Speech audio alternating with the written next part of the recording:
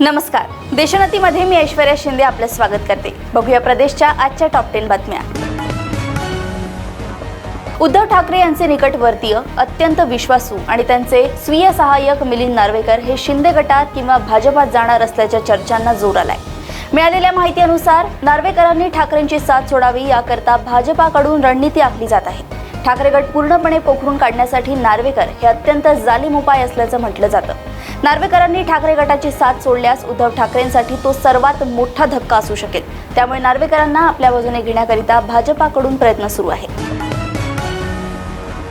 नाशिक लोकसभा मतदारसंघावरून महायुतीमध्ये जोरदार रस्सीखेच सुरू आहे। गेल्या काही दिवसांपूर्वी मंत्री छगन भुजबळ यांनी लोकसभा निवडणुकीतून माघार घेत असल्याची घोषणा केली होती, तर दुसरीकडे काल शिवसेनेचे हेमंत गोडसे यांनी ठाण्यात मुख्यमंत्री शिंदे यांची भेट घेतली होती। यावेळी त्यांना नाशिकच्या जागेवर त्यांचं नाव निश्चित झाल्याचं बोललं जातंय। दरम्यान आता मोठा ट्विस्ट पाहायला मिळतोय। मंत्री छगन भुजबळ यांनी नाशिक जागेवर राष्ट्रवादीचा दावा कायम असल्याचे सांगितलंय। केंद्रीय मंत्री अमित शहांसोबत चर्चा करायला शरद पवारांनी सांगितले होते असा गौप्यस्फोट अजित पवार यांनी केला होता। यावर आता स्वतः शरद पवार यांनी प्रत्युत्तर दिलंय।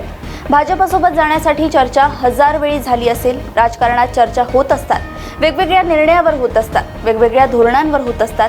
प्रश्न आहे की अंतिम निर्णय काय? अंतिम निर्णय आहे की भाजपाबरोबर नाही हा आहे, असं विधान खासदार शरद पवार यांनी केलंय। पवार वर्सेस पवार या लढाईमध्ये रोज पवार एकमेकांवर टीकास्त्र सोडत असतात। आता रोहित पवार यांनी अजित पवारांना चक्क चॅलेंज देऊन टाकलंय।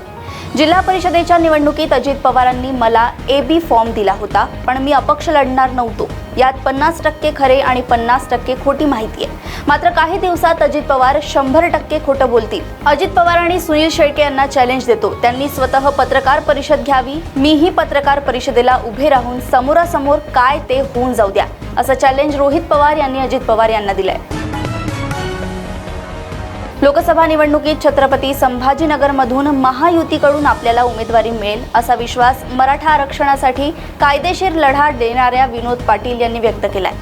गेल्या काही दिवसांपासून विनोद पाटील हे लोकसभेची उमेदवारी मिळवण्यासाठी चांगले सक्रिय झाले आहेत। काल सकाळीच विनोद पाटील यांनी नागपूरमध्ये जाऊन देवेंद्र फडणवीस यांची भेट घेतली होती।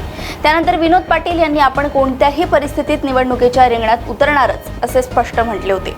आता त्यांनी छत्रपती संभाजीनगरमधून आपल्याला उमेदवारी मिळेल असा विश्वास व्यक्त केलाय। राष्ट्रवादी शरद पवार गटाची तुतारी हाती घेऊन माढा लोकसभा मतदारसंघात धैर्यशील मोहिते पाटील यांनी भाजपचे विद्यमान खासदार रणजित सिंग नाईक निंबाळकर यांना कडवे आव्हान दिले, तरी दुसरीकडे तुतारी चिन्ह घेतलेले 2 उमेदवार रिंगणात उतरले आहेत। त्यामुळे तुतारी चिन्ह मतदारांमध्ये संभ्रम निर्माण होण्याची शक्यता वर्तवली जात आहे।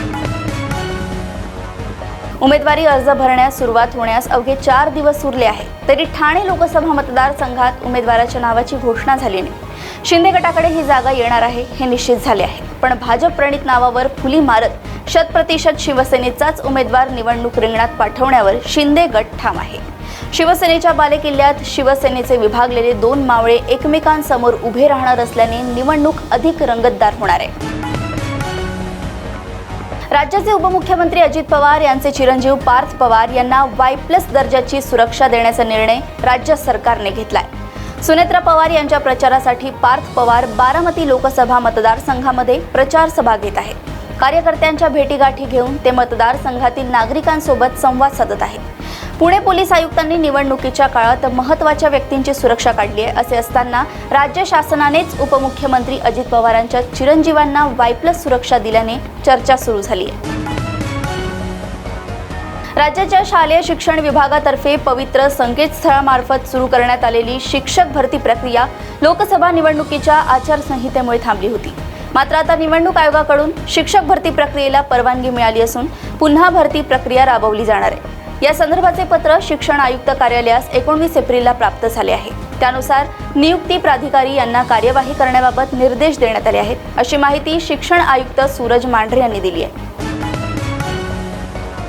रत्नागिरी सिंधुदुर्ग लोकसभा मतदारसंघात महायुतीकडून भाजपाने नारायण राणे यांना मैदानात उतरवलंय। याच पार्श्वभूमीवर नारायण राणे यांनी जोरदार प्रचार सुरू केलाय।